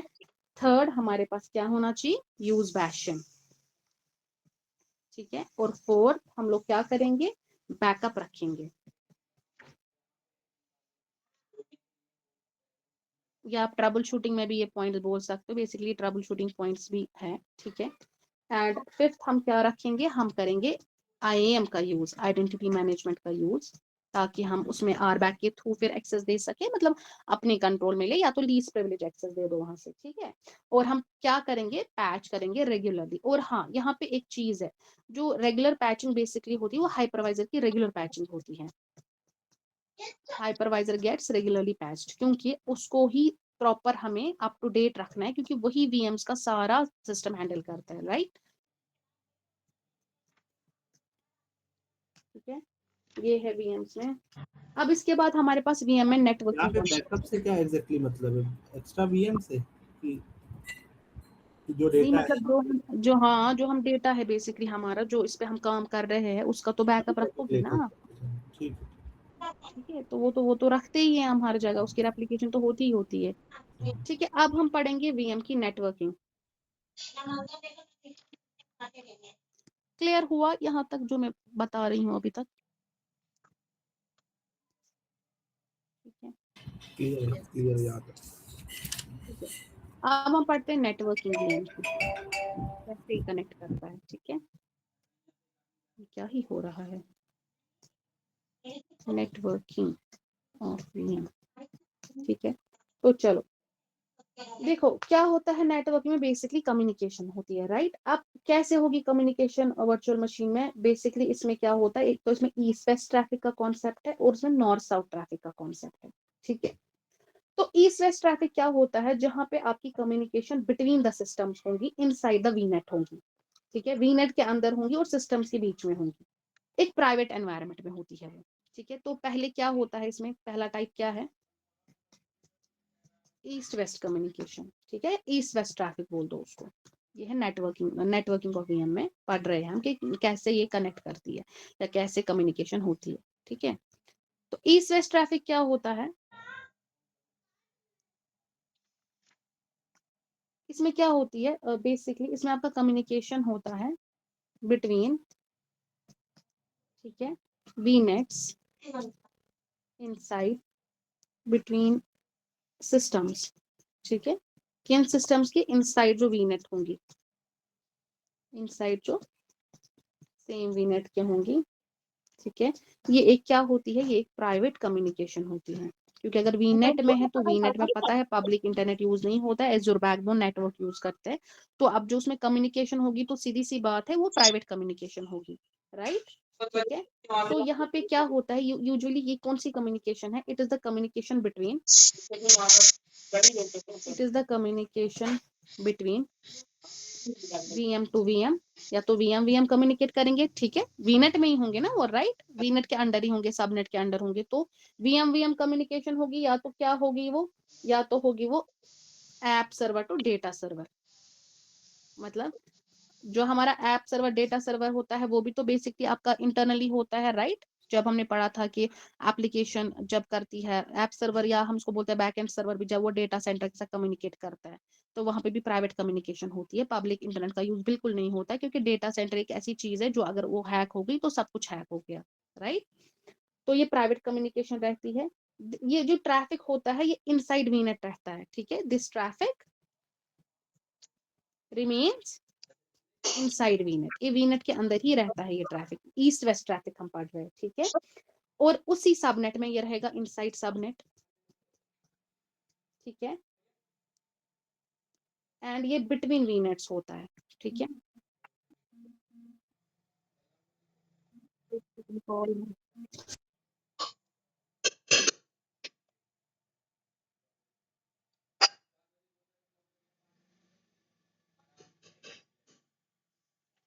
समझ आया ईस्ट वेस्ट ट्रैफिक। आकाश आप बहुत टाइम से बोल रहे थे ईस्ट वेस्ट नॉर्थ। समझ आ गया, समझ। ये लास्ट वाला एक बार याद है, ट्रैफिक रिमेन इनसाइड वीनेट इनसाइड हाँ, सबनेट। देखो ट्रैफिक जो है ना, मतलब जो कम्युनिकेशन रहेगी ना वो इनसाइड वीनेट ही रहेगी, वो उसी सबनेट के अंडर है, जो वीनेट के अंडर सबनेट होगा उसी में रहेगी, और बिटवीन वीनेट्स भी हो सकती है। सपोज वीनेट 1 एंड वीनेट 2 में भी ये कम्युनिकेशन हो सकती है, बट आउटसाइड नहीं होगी, मतलब आउटसाइड यूजर या पब्लिक वीनेट आईपी के के बाहर थ्रू ये ले नहीं जाएंगे, होगी। हाँ वीनेट के बाहर ले हाँ, जाएंगे, ये ये तो दो इनसाइड डिफरेंट, एज्योर रहेगा ये नेटवर्क। ठीक हाँ है, या डिफरेंट क्योंकि सब। देखो यहाँ पे ये मतलब सीधी सी बात है, वीनेट का हमने पढ़ा है वो बिल्कुल भी पब्लिक आईपी यूज नहीं करता, वो एज्योर बैकबोन पे वर्क करता है, राइट। वो उसका एज्योर का माइक्रोसॉफ्ट का अपना ही ग्लोबल नेटवर्क होता है। तो सीधी सी बात है, अगर वीनेट टू वीनेट कम्युनिकेशन है, इट मींस वो एक प्राइवेट कम्युनिकेशन है, उसमें पब्लिक आईपी का यूज नहीं होगा। सो जो ईस्ट वेस्ट ट्रैफिक होता है, या ये एक वीएम से दूसरी वीएम का कम्युनिकेशन होगा, या ये ऐप सर्वर और डेटा सर्वर के बीच में कम्युनिकेशन होगा। ठीक है, डेटा सेंटर के बीच में।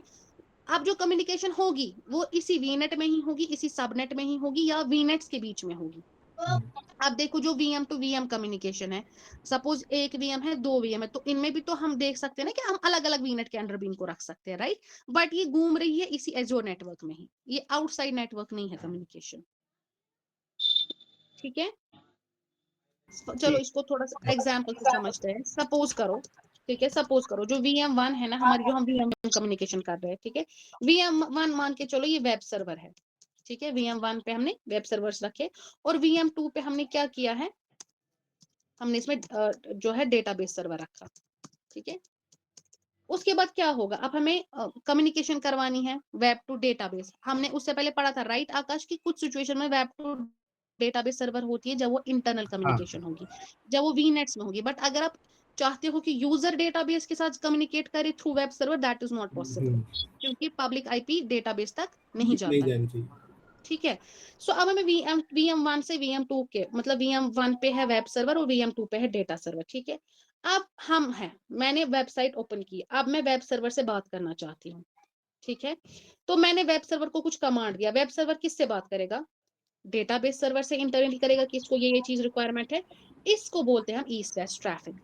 ठीक है, so then for example user communicates, किससे यूजर कम्युनिकेट करता है हमेशा, वेब वाले से। हाँ, वेब सर्वर से कम्युनिकेट कर रहा है यूजर, देन हम करेंगे वेब सर्वर से कम्युनिकेट, एंड वेब सर्वर किससे कम्युनिकेट करेगा, डेटा से लॉजिक।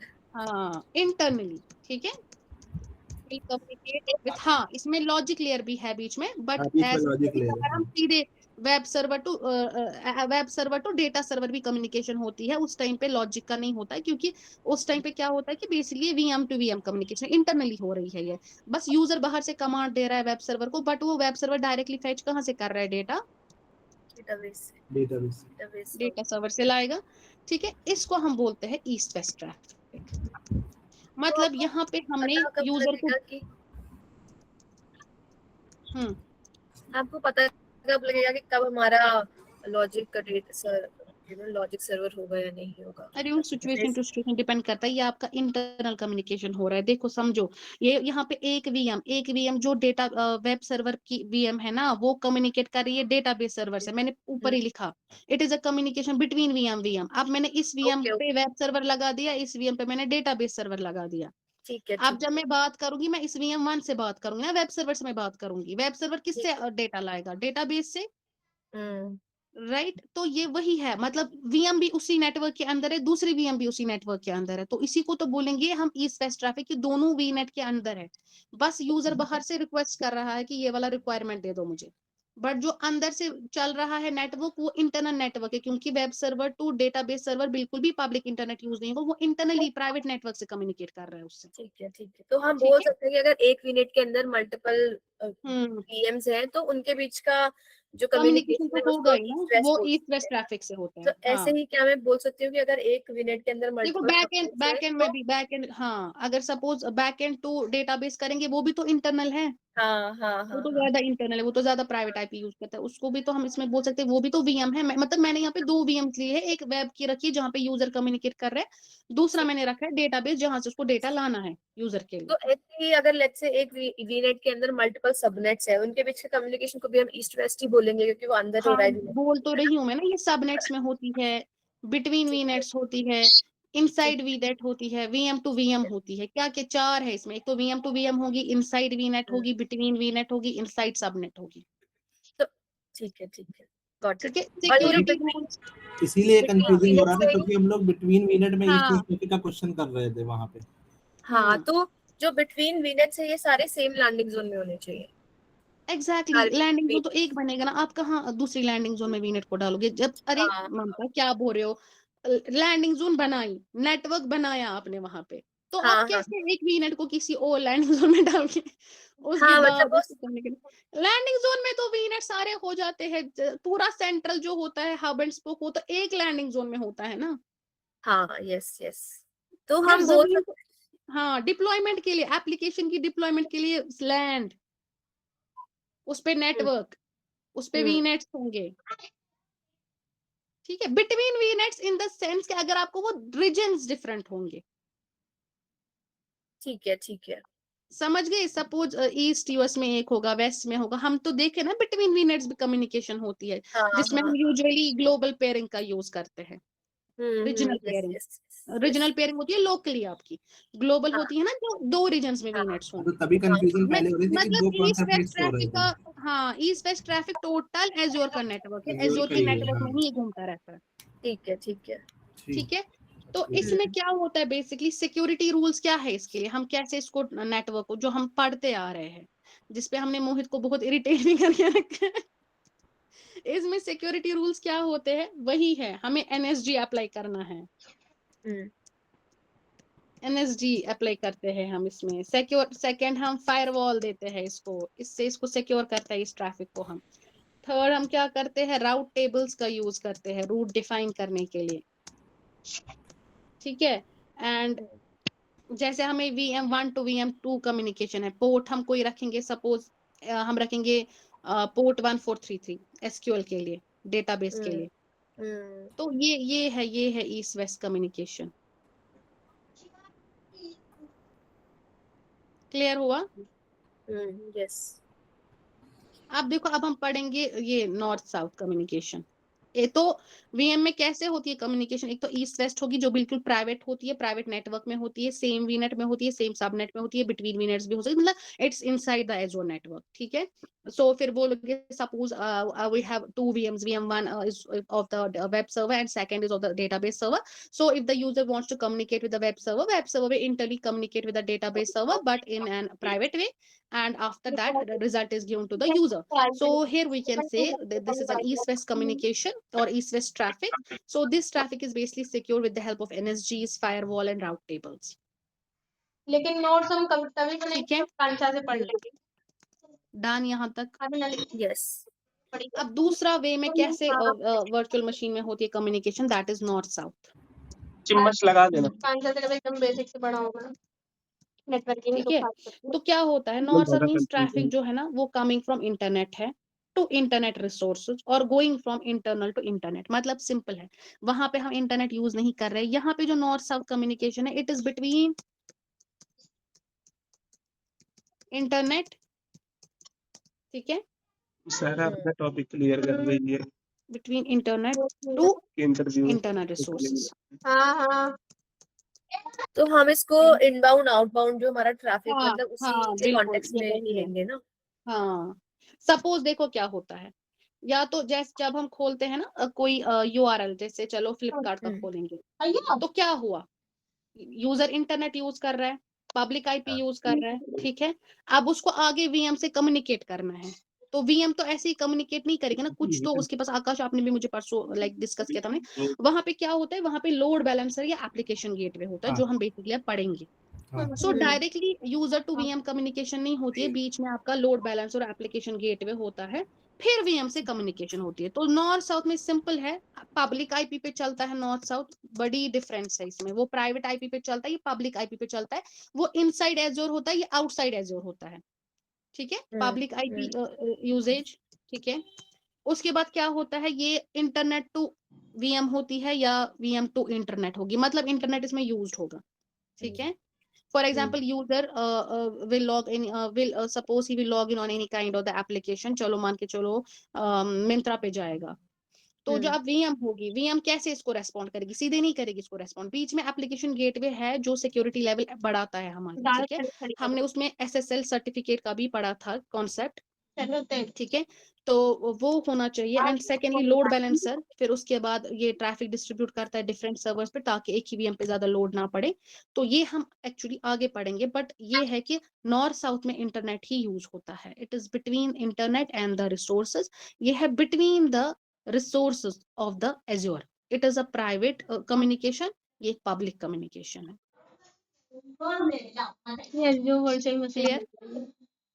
और ये नेटवर्क का है। Clear clear. डन।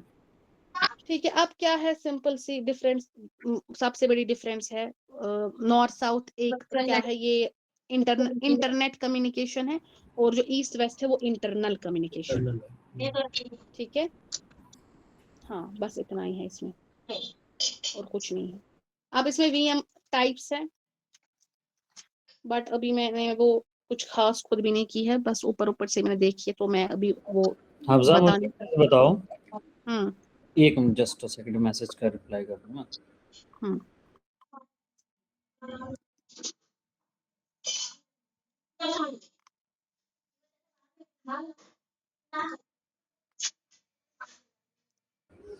जैसे स्टार्टिंग में आपने डिस्कस किया था, जो वर्चुअल मशीन है वो क्या है और कहाँ डिप्लॉय होती है और कैसे रन करती है, इसका बताओ जरा। बेसिकली ये एक सॉफ्टवेयर बेस्ड मशीन होती है जिसको हम डिप्लॉय करते हैं, जिसका हम कोड लिखते हैं, अल्टीमेटली फिर इसको हम एज्योर पे डिप्लॉय कर देते हैं। इनसाइड जो हमारा नेटवर्क होगा, मुझे ये बताओ, हम जो वर्चुअल मशीन को डिप्लॉय कर रहे हैं कैसे कर रहे हैं, क्या प्रोसेस है, कुछ तो होगा ना सिस्टम। हाँ, हम नेटवर्क बनाते हैं ना सबसे पहले, उसके लिए हम उसमें हम सबसे पहले वीनेट्स रखेंगे, सबनेट्स रखेंगे, जो हम वर्चुअल मशीन एक्सेस हम सिर्फ एक्सेस करते हैं। हाँ, लेकिन ये जो वर्चुअल मशीन है ना, कहीं डेटा सेंटर पे फिजिकली अवेलेबल है, कहीं डेटा सेंटर पे मशीन वर्चुअल मशीन है, हाँ, जैसे हमारे लैपटॉप्स में वो अवेलेबल है। वहां पे आप सारा जो अपना कंप्यूटर है, बस वहां पे क्या नहीं है, डिस्प्ले नहीं है उस पे, मतलब मॉनिटर नहीं है, बाकी सारा सिस्टम वहां पे अवेलेबल है। हाँ, ये सॉफ्टवेयर के अंदर ही होती है। ठीक है, बस हम उसको क्या करते हैं, उसको एक्सेस करते हैं एक्सेस क्लाउड। करते हैं। एज्योर हमें क्या प्रोवाइड करता है, एक्सेस करने के लिए ये सारा प्रोसेस प्रोवाइड करता है, जिसके थ्रू हम किसी भी वर्चुअल मशीन को या नेटवर्क को हम क्या किसी भी सोर्स को सिर्फ एक्सेस करते हैं और उसको कर सकते हैं। बाकी सारा जो चीजें हैं, सारी चीजें फिजिकली कहीं पे ना कहीं पे अवेलेबल है। ठीक है, ये चीज पहली चीज। दूसरी चीज, इसमें जैसे आपने बताया, वो सारी चीजें हम कर सकते हैं जब हमने किसी कंप्यूटर को लिया, उसमें सॉफ्टवेयर अपडेट करना हो, उसमें हमें ऑपरेटिंग सिस्टम डालना हो, मिडलवेयर बहुत इंपॉर्टेंट होता है पता हो, और जो इसके बाद आपका मिडलवेयर हो गया, ऑपरेटिंग सिस्टम हो गया, हार्डवेयर तो ऑलरेडी आपके क्लाउड पे अवेलेबल है, वहाँ पे फिजिकल डाटा सेंटर पे अवेलेबल है। और इसके बाद जो आप वर्चुअल मशीन को एक्सेस करते हो, तो इसमें बहुत सारे बूटिंग होते हैं, इसमें पैचिंग होते हैं, इसमें लाइक आप नेटवर्क प्रोवाइड करते हो, स्टोरेज प्रोवाइड करते हो, सारी चीजें हमें देना पड़ता है, हमें स्पेसिफिक चीजें सिलेक्ट करनी होती है। जस्ट लाइक एक हम कंप्यूटर, कभी कि कोई यहाँ पे नेहरू प्लेस में है कंप्यूटर बनवाने, नहीं, कभी बनवाया हो तो वहां पे आप जाते स्पेसिफिकेशंस बताते पार्ट हो। हो गया, जो कॉन्फ़िगरेशन हो गया, जो आपका जैसे आपको सीपीयू चाहिए, सीपीयू कितना, आपको हार्ड डिस्क कितना चाहिए, रैम कितना चाहिए, वो आप पार्ट्स असेंबल करते हो ना, सारे राइट, अलग अलग पार्ट्स। तो जो हम Right. क्लाउड पे भी करते हैं वही तो वो हमें एक बना बनाया सिस्टम नहीं मिलता, हम हाँ, वो अपने हमें करना पड़ता है, according उसको बनाना पड़ता बनाते है। हैं, खुद बनाते हैं। लाइक हमें 10 जीबी मेमोरी, 10 जीबी रैम चाहिए हमें, लाइक ऑपरेटिंग सिस्टम उबंटू का नहीं चाहिए मुझे, विंडोज का चाहिए मुझे, हार्डवेयर हाँ, तो बेसिकली हम पैराफॉर्म पे कोड लिखते हैं, उसमें तो हम लिखते हैं ना सारी डिटेल्स, राइट ओएस डिस्क क्या है, वो है ये, वो हम मतलब स्क्रैच से शुरू करते हैं बनाना, राइट। वो वर्चुअल मशीन्स को हम क्या कर रहे होते हैं, खुद क्रिएट कर रहे होते हैं अपने कर रहे होते हैं। सिस्टम के अकॉर्डिंग। हम उसकी जो हमारी रिक्वायरमेंट है उसके अकॉर्डिंग हम उसको वहां पे क्रिएट क्रिएट करते करते हैं। हैं। अकॉर्डिंग एज्योर क्या करता है, वो सारी चीजें असेंबल करके हमें दे देता है, एक उसको बोलते हैं वर्चुअल मशीन। क्लियर हुआ भाई? ठंडा नहीं मिलना कि मच्छरदानी हेलो, लगाने मच्छरदानी। यस यस इसमें जैसे बाकी चीजें हफ्जा ने बता ही दिया है, ऑपरेटिंग सिस्टम है, हाइपरवाइजर्स है, और लाइक इसमें जो भी चीजें होती सारी चीजें अवेलेबल है। बट इसके साथ वर्चुअल मशीन के साथ क्या है कि जो भी चीजें हैं उसको एक साथ देना पड़ जाता है। लाइक जैसे हमें हमें रिक्वायरमेंट एप्लीकेशन के लिए 4 GB रैम और ऑपरेटिंग सिस्टम हमें चाहिए, तो वो सारी चीजें आपको पहले ही उसको सेटअप करके देना पड़ेगा, तभी आप उस पर एप्लीकेशन रन कर पाओगे, अदरवाइज नहीं कर पाओगे। और जिसमें क्या है, अगर आप चलो ये सारी चीजें हमने पहले से दे रखी हैं, तो जब स्टार्ट करेंगे तो टाइम तो लगेगा, स्टार्ट टाइम स्टॉप टाइम बढ़ जाता है, बूटिंग जिसको बूटिंग कहते हैं। अगर आपसे कंप्यूटर के उसमें पूछता है भाई बूटिंग क्या होता है, बूटिंग का मतलब है स्टार्ट करना, स्टॉप करना, ठीक है। दूसरी चीज आपसे पूछा जाता है पैचिंग क्या है, ये क्वेश्चन है जो आपसे पूछे ही जाएंगे, तो बताओगे आप अपने सिस्टम को अपडेट करना या अपग्रेड करना, उसको पैचिंग कहते हैं, ठीक है। अब आपसे पूछा जाएगा कि आपका ऑपरेटिंग सिस्टम, आपका जैसे एप्लीकेशन चल रहा है, उस एप्लीकेशन को विदाउट अफेक्ट किए आपको अपने वर्चुअल मशीन को पैचिंग करनी है, कैसे करोगे? तो उनको हम रखते हैं ना उधर पे पैचिंग करने के लिए, अपडेट डोमेन्स में, वो उसको माइक्रोसॉफ्ट करता है ना, अपडेट डोमेन्स में। हमें करना है, हमारा एप्लीकेशन चल रहा है, हमें उसको पैचिंग करनी है, कैसे करोगे? और सबसे इंपॉर्टेंट एक 3 चीजें इसमें होती हैं, पैचिंग, बूटिंग और डिटैच। डिटैच मतलब आप यस किसी सिस्टम वो से तो या मैंने किसी, बताया ना, टोटली बंद करना उसको। हाँ, उसको डिटैच करना। तो ये चीजें आपको याद रखना है वर्चुअल मशीन के, उसमें आपसे ये पूछेगा ही पूछेगा, ठीक है। डीएलोकेशन है, डिटैचिंग, हाँ। बाकी नेटवर्किंग तो देखो आपको पता ही है, वीनेट, सबनेट, जो भी चीजें हम प्रोवाइड करते हैं वो तो हमें देना ही देना है। और ऐसे वर्चुअल मशीन में मतलब एक तरीके से आपका Right. कंप्यूटर है, कुछ भी काम इस पे आप कर सकते हो, चाहे आपको एप्लीकेशन रन करना हो, चाहे जो काम करवाना चाहते हैं वो करवा सकते हो, ठीक है। और ये उतना है, जितना आप रन करोगे, जितना आप इसको चलाओगे, उसके अकॉर्डिंग पैसे लगेंगे। ठीक है, मतलब ऊपर से तो क्लियर हो गया वर्चुअल मशीन, मतलब इसके बेसिक कंपोनेंट्स वगैरह। जी, अगर मैं इसको और थोड़ा सा 1 मिनट तो मुझे और क्लियर करूं तो वाईफाई ज्वाइन कर लो, वही से 2 पीस निकाल के दे दो। वो आ रहा है बंदा मंतरवाड़ी के, वो भी है वो जहाँ पे VM अलर्ट्स क्या होता है, इसको एक बार देख लो। बूट डायग्नोस्टिक्स क्या होता है, ये देख लो। क्या हम मल्टीपल एनालिसिस यूज कर सकते हैं, ये चेक कर लो। Disk expansion and additional boot boot diagnostic, और पहला क्या बोला था? और ये है Azure VM with managed disk. इसमें डिस्क का कॉन्सेप्ट है ना? हाँ, VM alert, Azure boot diagnostic हो गया। मल्टीपल NIC के हम यूज कर सकते हैं। Disk expansion and additional disk data disk, इसको एक बार देख लो। डिस्क एडिशन है, डेटा डिस्क, ठीक है। यही चीजें हैं इसमें। लाइक अब जैसे कि बोलेगा customise Azure VM with manage disk for high performance workload, ठीक है। कैसे कस्टमाइज करोगे? अल्ट्रा डिस्क यूज करेंगे, क्या अल्ट्रा डिस्क और HDD SSD वाली डिस्क। कस्टमाइज कैसे करोगे आप, उसको देखना है। Configure customise disk customise disk with कौन सा मेनू? क्वेश्चन क्या है? ये है create and customise Azure VM with managed disk for high performance workload, ठीक है, एज़्योर VM को डिस्क से कस्टमाइज करना है, right। अब configured and monitored VM alert using matrix action group for proactive issues detection। Disk metrics में तो हम IOPS चेक करते हैं ना, input output operation per second, और भी इनको चीजें मैनेज वो करते हैं, ठीक है। अब डिस्क इसके मैट्रिक्स में बाद डिस्क साइज एंड वो IOPS आता है, हाँ। तो जितना ज्यादा IOPS होगा उतनी ज्यादा हायर परफॉर्मेंस होगी, राइट, इसमें ट्रबल लाइक शूट अगर 500 IOPS होगा it means it can perform 500 operations पर सेकंड। अब ये देखो, trouble shoot VM startup failure using Azure boot diagnostic improve system reliability, कैसे करोगे?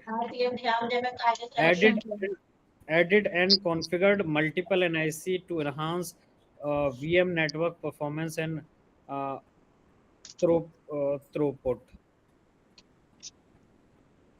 ठीक है। Manage disk expansion and additional data disk for scale storage requirement, ये चीजें एक बार देखो, भेज देना एक बार इनको फोटो उठा के, ठीक। कर लेंगे हम। ये था VM, और अभी हमें कुछ और टॉपिक्स है नेटवर्किंग में जो करने हैं।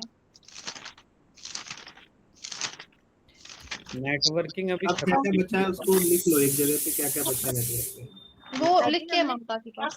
अब जैसे मैं अगर आपसे पूछूं VM is not accessible, how will you troubleshoot step by step? हाँ, मैं बताती हूँ उसकी trouble shooting. VM is not accessible. First of all, we will check the NSG rules. We will check the priority, whether we have kept the proper priority, like the suppose slow. हाँ, एक चमचा क्या है? ठीक है। Suppose I want to access the VM with the help of the port 22. Okay, that is SSH.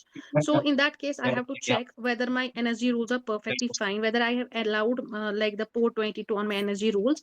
And secondly, I will also check the priority number, whether I have kept port 22 on the priority of 100 number or 200 number. And if the priority is 100, that is allow the port 22. After that, it can be allowed. And if it's on deny, Azure won't check the second rule. It will clearly accept the deny rule, and in this way access won't be given to the VM. And I will also check the route tables and firewall, whether the tables are working properly or the traffic is diverted to another site. Sometimes Azure uses own routes to direct the traffic. So these are the things that I will basically check. And most importantly, I will also check the network दो number connectivity. वाले लड़के का लड़का, जो संपूर्ण सबसे छोटा, Okay. उसके हरनंदन है जो एसी का काम करते हैं, उनका लड़का। और ये एनर्जी रूल देखने हैं, प्रायोरिटी देखनी है, सो पे कहीं मैंने डिनाई तो नहीं लगाया है। रनिंग स्टेटस भी हाँ हाँ, पहले देखना है कि वीएम रनिंग है कि नहीं है, वीएम स्टेट चेक करनी है, इज इट रनिंग और नॉट। फिर वो ये एनएसजी रूल देखो, बेसिकली जो भी सारा अगर वो लेयर वाइज लेयर चेक करते चले जाएंगे। हाँ, प्रायोरिटी अगर आपने 100 पे प्रायोरिटी रखा है डिनाई एसएसएच या डिनाई आरडीपी, तो वो कहाँ फिर एजोर दूसरा आपका 200 चेक करेगा, वो 100 पे चेक करके डिनाई कर देगा एसएसएच को। हाँ, पहले ही वाला डिनाई होगा तो फिर आगे चेक नहीं करेगा, आगे वो देखेगा ही नहीं। उसके बाद फायरवॉल देखना है कि ट्रैफिक वहीं से पास हो रहा है कि नहीं हो रहा है, वो ट्रैफिक को करवा रहे हैं प्रॉपर राउटिंग या नहीं। तो और यही देखना है कि हमें प्रॉपर अपनी कनेक्टिविटी है। लास्ट रिपोर्ट सब करके चाहिए, पहले से लेके रखेंगे कॉन्टैक्ट है उनके पास। मुझे प्लीज एक बार उन क्वेश्चंस का स्क्रीनशॉट भेजना, वो मुझे थोड़े ये लोग छोटे अटपटे सवाल लगे। वो मोस्टली वीएम से रिलेटेड है, सिविल वाले जो क्वेश्चन थे भेज रहा हूं मैं तो। तब वो जो यहाँ अच्छा, अभी क्या पढ़े, अब थोड़ा सा पढ़ रहे हैं कि नहीं पढ़ना है? वही तो मम्मी ये तो भी खत्म हो गया 1 घंटे में। अभी 1 घंटे में एसएसएल आपने प्रॉपर, अभी एसएसएल जब लोड बैलेंसर पढ़ोगे ना तब अच्छे हाँ, से। वो प्रॉपर वहाँ पे दोबारा से आएगा ना, लेकिन हम लोगों ने कल थोड़ा सा कर लिया था, आइडिया तो थोड़ा रखना था ना कि क्या है। दोबारा मिलेगा अभी। नहीं तो अच्छे खाते। बाकी लोगों से पूछ लो क्या पढ़ना, माही क्या पढ़ना है? छोटी डेफिनेशन बची है, या तो वो कर लो। कुछ टॉपिक्स पढ़ रहे हैं अभी। एंड पॉइंट व्हाट्सएप आपने एंड पॉइंट्स करा दिए क्या इसमें? हाँ, एंड पॉइंट मैंने पढ़ा है, पढ़ा है। ठीक है। और फंक्शन ऐप भी करा दिया है ना? फंक्शन ऐप नहीं किया अभी, माइक्रोसॉफ्ट डिफेंडर भी नहीं कराया है, वीएमएसएस सर्विस बस करते हैं। और सर्विस बस करते हैं, छोटा सा टॉपिक है, एंड उसके बाद करते हैं फिर वीएम। चलो वीएमएसएस ही करते हैं क्योंकि वो इसी के रिलेटेड है। ये छोटी-छोटी डेफिनेशंस कर लेते हैं। छोटी-छोटी डेफिनेशंस करते हैं, इनमें 5-5 मिनट लगेंगे करने में, तो एटलीस्ट आइडिया रहेगा आपको। ठीक है, चलो पहले वीएमएसएस करते हैं।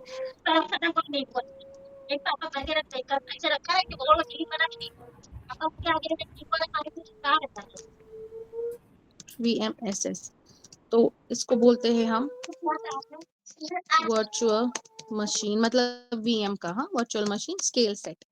देखो हमने पढ़ा है कि वर्चुअल मशीन स्केलिंग होती है, राइट? ऑटो स्केलिंग उसमें होती है। वो जो ऑटो स्केलिंग होती है ना, वो यही करता है।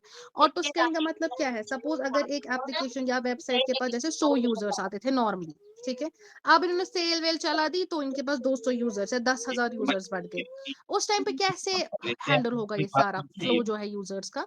उस टाइम पे ऑटोमेटिकली जो वीएमएसएस है ये इनकी स्केलिंग करवाता है, ये इनके नंबर्स बढ़ाता है वर्चुअल मशीन्स के। ठीक है, सो वर्चुअल मशीन वीएमएसएस क्या होता है बेसिकली? ये हम तब यूज करते हैं जब हमें आइडेंटिकल वीएम्स होती है। ठीक है, जब हमें हाई अवेलेबल रखना होता है अपने सिस्टम को, और ये हमें बहुत सारा लोड हैंडल करने में हेल्प करते हैं। ठीक है, वर्कलोड जो बेसिकली वेरिएबल वर्कलोड्स होंगे उनको हैंडल करने में हेल्प करेगा। सो ये एक एजोर सर्विस होती है जो क्रिएट करता है मल्टीपल आइडेंटिकल वीएम्स। ठीक है, चलो इसको पहले लिखते हैं। वीएमएसएस क्या है? मौसी करते थे। इज एजोर सर्विस, एजोर प्रोवाइड करता है ना, इट इज एजोर सर्विस उसके घर पे 4 that creates identical VMs automatically. किस पे डिपेंड करेगा? Depending on workload. ठीक है, जितना आपको वहां से डिमांड होगा उतना उतना ये आपका जो है VMs को इंक्रीज करता जाएगा। सपोज मैंने कहा कि अगर एक वेबसाइट को 100 यूजर्स है, सपोज हम तो website से रह रहे has 100 users and now hello they run a sale. ठीक है, अब इन्होंने सेल रन की, ऑब्वियसली अब यूजर्स बढ़ जाएंगे. Now users will increase to, कुछ भी लेते हैं, चलो 300 लेते हैं या चलो 10,000 लेते हैं, व्हाटएवर. तो अब ये 100 से लेकर 300 की VMs कैसे मैनेज करेगा, कौन करेगा, कैसे लोड हैंडल होगा. ठीक है, so this is done by VMSS. ये ऑटोमेटिकली आपकी जो वर्चुअल मशीन्स हैं उनको बढ़ाएगा. अब सपोज अब जब हो गई सेल खत्म, यूजर्स वापस डिक्रीज हो गए, उस टाइम पे VMSS वापस VMs को कम कर लेगा. ठीक है, ये है इसका काम, स्केलिंग. ठीक है, VMSS helps in scaling of VMs. थोड़ा ठीक अयोध्या से भी दूर हो बता रहे हैं. चाहे बढ़ानी है VMs, चाहे घटानी है. ठीक है, अब इसका क्या है, मतलब हमें क्यों ये जरूरत होती है, क्योंकि या तो जब हमें हाई अवेलेबिलिटी करवानी है. ठीक है, दूसरा जब हमको मतलब ये automatic scale up scale down करता है, तो ये इसके ये है. अब इसके थोड़े से फीचर्स पढ़ते हैं, क्या बेसिकली ये करता है. हाँ, दोनों मिला के 110 पड़ रहा है हमको. और अयोध्या ठीक है एक हिसाब से, अगर उसके नजदीक होगा तो और अच्छी बात. फीचर्स पढ़ते हैं इसका, तो कर लूंगा, आप बनवा लेते हैं, कोई दिक्कत नहीं. सबसे पहले क्या होता है इसका फीचर, जो सबसे अच्छा फीचर है, ऑटो स्केलिंग करता है. ठीक है, तो आप दूसरा क्या करेगा, ये लोड बैलेंसर इंटीग्रेशन, इसमें वो भी होता है साथ. ठीक है, इसको करेगा, लोड बैलेंस को भी इंटीग्रेट अपने साथ, ताकि एक ही वर्चुअल मशीन पे वो लोड ना पड़े, वो डिफरेंट सर्वर्स पे चला जाए वो लोड. तीसरा ये क्या करवाएगा, जब आप स्केलिंग करेगा तो हाई अवेलेबिलिटी बन जाएगी, VM हाईली अवेलेबल रहेगी. ठीक है, एंड फोर्थ हमारा क्या रहेगा, ये क्या करता है, कॉस्ट ऑप्टिमाइजेशन करता है इससे. 110 पड़ेगा, ये 60-70 अब देखो कैसे करेगा, चलो VMs बढ़ गई, अब जब यूजर्स घट गए, VMs खुद कम होंगी. एटलीस्ट वो जो बढ़ी हुई VMs थी वो तो चलती ही नहीं रहेंगी ना, उनका बिलिंग नहीं होगा. तो जब लोड बढ़ा, उनको बढ़ा दिया, लोड कम होगा, ये इनको कम कर देगा. तो इसकी वजह से हमारी कॉस्ट ऑप्टिमाइजेशन भी होती है. राइट, ठीक है. और 3000 पे ही अभी वेट कर रहे हैं. ठीक है, तो ये इसका क्या है, अब इसमें एक पॉइंट है इम्पोर्टेंट कि VMSS ओनली डज स्केलिंग. ठीक है, ये सिर्फ स्केलिंग करता है, नॉट द कॉन्फ़िगरेशन. ये VM की कॉन्फ़िगरेशन नहीं करता है, उसको कॉन्फ़िगर नहीं करता है. ठीक है, कॉन्फ़िगरेशन हम बेसिकली कहाँ पे देते हैं अपना, कहाँ पे हम VM की कॉन्फ़िगरेशन लिखते हैं, कॉन्फ़िगरेशन इज गिवन इन, या तो हम उसको देंगे टेराफॉर्म में, अगर हम टेराफॉर्म यूज कर रहे हैं, या तो अगर हम कोई और ये IAC टूल यूज कर रहे हैं, जैसे बाइसेप हुआ, ARM टेम्पलेट हुआ, Azure पोर्टल हुआ, Azure CLI हुआ, अगर आप इनके थ्रू भी क्रिएशन कर रहे हो, तो उस टाइम पे कॉन्फ़िगरेशन हम देते हैं ना, लाइक VM का साइज क्या होना चाहिए, डिस्क क्या होनी चाहिए. राइट, तो ये स्केलिंग करता है, सिर्फ VM को बढ़ाएगा, आइडेंटिकल VMs बना देगा, बट कॉन्फ़िगरेशन हम पहले ही डिसाइड कर चुके होते हैं टेराफॉर्म में, या अगर आप कोई और यूज कर रहे हो, IAC टूल बाइसेप है, ARM टेम्पलेट है. हमारे सामने ही ठीक है, बैठा देते थे. या आप अगर यूज कर रहे हो Azure CLI, तो ये वहां पे कॉन्फ़िगरेशन डिसाइड होती है, वो VMSS नहीं करता है. सो बेसिकली VMSS में क्या होता है कि हम ही VM कॉन्फ़िगरेशन देते हैं, और फिर स्केलिंग रूल्स के हिसाब से फिर ये क्या करता है, ऑटोमेटिकली इनको स्केल अप स्केल डाउन करता है, उसी कॉन्फ़िगरेशन को चलाता है ये आगे. ठीक है, क्लियर हुआ. आज में निकल जाते, हम कल ही निकल जाते और फायदा होता. क्लियर यही है स्केल सेट. बस यही इंपॉर्टेंट है कि कोई पूछेगा तो कॉन्फ़िगरेशन भी देता होगा, नहीं कॉन्फ़िगरेशन हम लिखते हैं टेराफॉर्म पे, बस ये फिर उसी कॉन्फ़िगरेशन को उठा के उन्हीं की कॉपीज बना देता है, आइडेंटिटी. हाँ, ठीक है, क्लियर हुआ ये.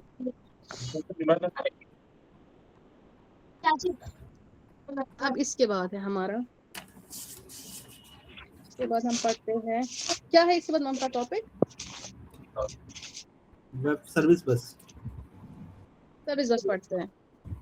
छोटा सा ही टॉपिक है. फंक्शन ऐप भी कर लिया है क्या, फंक्शन ऐप? नहीं, वो नहीं अभी किया है, वो हम करेंगे, अब कल करेंगे, फिलहाल आज इतना करते हैं, है ना. ठीक, 12:30 होने वाले, तो इसको 2 मिनट लगेंगे. सो सर्विस बस क्या है, बेसिकली ये भी आपकी क्या है, Azure सर्विस ही है ये. ठीक है, ये क्लाउड मैसेजिंग सर्विस है, क्या बोलते हैं इसको, हाँ, ये एक मैसेंजर है. ठीक है, इट्स क्लाउड मैसेजिंग सर्विस, या इसको हम क्या बोलेंगे शॉर्ट में, मैसेंजर बोलेंगे, ठीक है, क्लाउड का मैसेंजर है ये। तो ये कम्युनिकेशन किसकी करवाता है? एप्लीकेशन और सर्विसेज की, ठीक है। मतलब देखो, एप्लीकेशन टू एप्लीकेशन बात नहीं होती है, एप्लीकेशन टू एप्लीकेशन हम सर्विस बस का यूज करते हैं जब उनको कम्युनिकेशन करनी होगी। ये मैसेज बेसिकली स्टोर करता है कि एक एप्लीकेशन ने दूसरे एप्लीकेशन के लिए क्या मैसेज रखी है। एक चीज है इसमें कि ये मैसेज अपनी खोता नहीं है, सेम इन द सेंस जैसे पार्सल वाला नहीं होता है, आपका कुरियर सर्वर से और सर्विस से उठाएगा पार्सल, आप तक पहुंचा देगा, राइट। बट कभी कभार वो खो भी जाते हैं पार्सल्स हमारे, बट वैसा सर्विस बस में नहीं होता है। प्रॉपर आपकी मैसेज स्टोर करेगा और जो भी इसको टास्क दिया जाएगा वो उसको कंप्लीट करता है, ठीक है। क्लाउड मैसेजिंग सर्विस है ये, और ये क्या होता है? Use for communication, use for communication, ठीक है, बिटवीन एप्स एंड सर्विसेज, ठीक है। इसके बाद हम इसमें देखते हैं क्या होते हैं इसके कंपोनेंट्स। तो इसमें क्या होता है, इसके जो मेन कंपोनेंट्स होते हैं वो सबसे पहले आपका होता है इसमें टेबल, सेकंड आपका होता है आपका क्यूज, ठीक है। देखो इसमें ये दो वेज में होता है, इसमें सॉरी टेबल नहीं, टॉपिक होता है इसमें, मैं उसमें स्टोरेज वाले में घूम रही हूँ। टॉपिक एंड क्यूज होता है इसमें, ठीक है। सो क्यू क्या होता है? ये 1-on-1 कम्युनिकेशन होता है सेंडर और रिसीवर के बीच में। देखो ये करवाता है कम्युनिकेशन, क्या करवाता है? Sender to receiver, 1-on-1 communication, ठीक है। जैसे आप आकाश, आप मुझसे बात कर रहे हो, तो जो हम आपस में बात कर रहे हैं इट्स 1-on-1 कम्युनिकेशन, ठीक है। तो ये सेंडर टू रिसीवर कम्युनिकेशन में होती है, ठीक है। और जो टॉपिक होता है बेसिकली ये क्या होता है? ये आपका होता है 1 to many कम्युनिकेशन। तो जैसे आज तो जनरेटेड ईमेल्स आते हैं ना, या जनरेटेड व्हाट्सएप मैसेज आते जैसे हैं, जैसे अभी आप क्लास ले रहे हो तो ये टॉपिक हो गया। हाँ हाँ एग्जैक्टली। तो अभी मैं कम्युनिकेट कर रही हूँ तो बहुत सारे रिसीवर्स है, लाइक आप लोग सुन रहे हो, तो ये टॉपिक होगा। अगर मैं सिर्फ ममता से बात करती, it was 1-on-1 communication, so it was included in the Q communication, ठीक है। जैसे आजकल आजकल क्या होता है ना कि आप देखते हो कि जनरेटेड ईमेल्स आते हैं, या व्हाट्सएप पे भी वो मैसेज आती है, सबको चली गई होती है, या जो ये एयरटेल जियो वाले मैसेज भेजते हैं सबको एक साथ भेजते हैं, ठीक है। तो ये क्या है? ये बेसिकली आपका टॉपिक होता है, यही होती है कम्युनिकेशन, ठीक है। जैसे अब ब्रॉडकास्ट कर दिए मैसेज तो वो टॉपिक हो गया, हाँ 1-on-1 एग्जैक्टली। जो है वो तो देखो अब इसके यूजेस क्या है, एक तो ये मैसेज स्टोर करेगा, ठीक है। मैसेज स्टोर करेगा ऐसे कि मैसेज खो नहीं जाती है, मैसेज स्टोर, मैसेज स्टोरेज देखते हैं, ठीक है। और दूसरा ये क्या करता है? ये ट्रैफिक भी साथ साथ हैंडल करता है।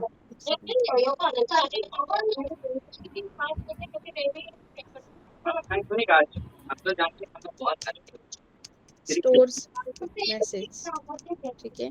फिर सेकंड क्या है, उसके बाद ये ट्रैफिक भी हैंडल करता है साथ साथ।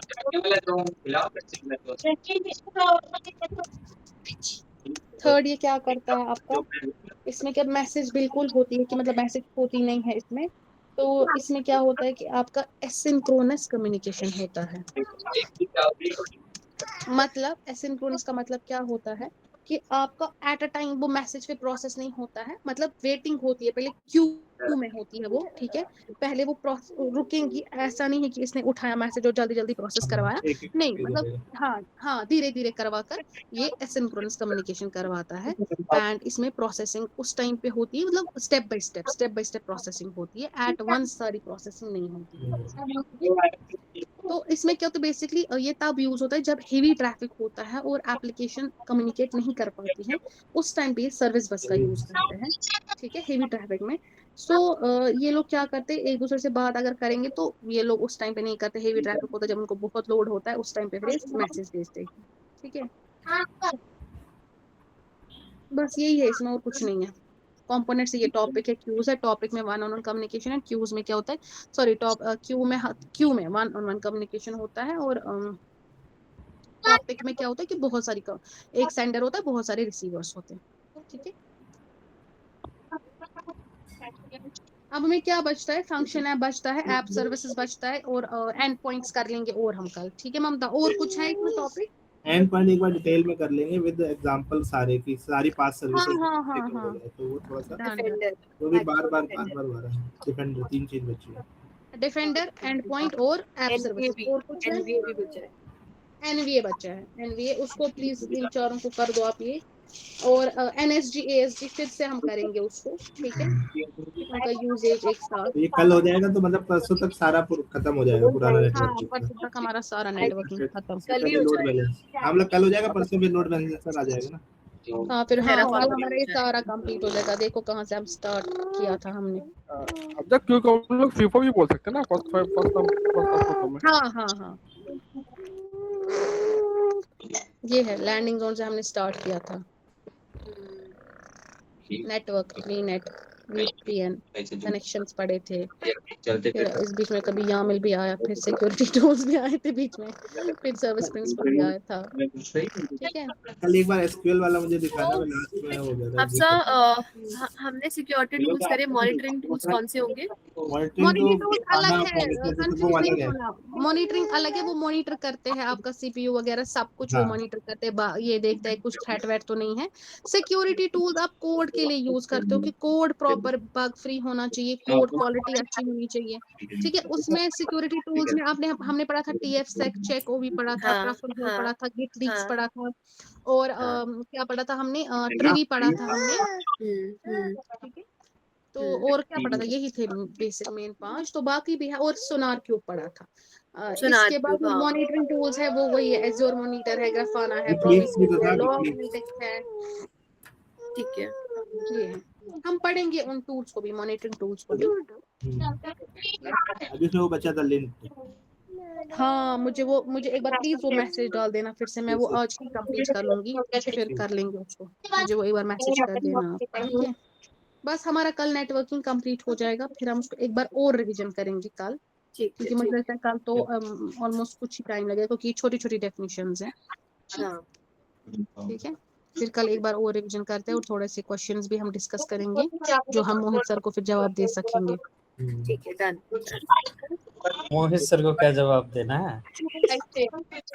क्वेश्चन था जो आप पूछोगे हमें। मैं कौन सा क्वेश्चन पूछ रहा हूँ आप लोगों को? मॉक में मैंने तो पहले कहा है, जिस दिन मोहित मॉक लेगा उस दिन मैं बीमार हूँ। और था मैं बीमार नहीं होगा, मैं फेस करने आऊंगा, कोई दिक्कत नहीं। पहले अतुल जी मॉक देंगे। अतुल सर क्वेश्चन रिवील मत कर देना बस। अच्छा पेपर लीक हो गया है पहले ही, हाँ? मेरा पेपर लीक नहीं होता, टेंशन ना लो। कोई बात नहीं, हम लीक करवा देंगे। करवा देना वो।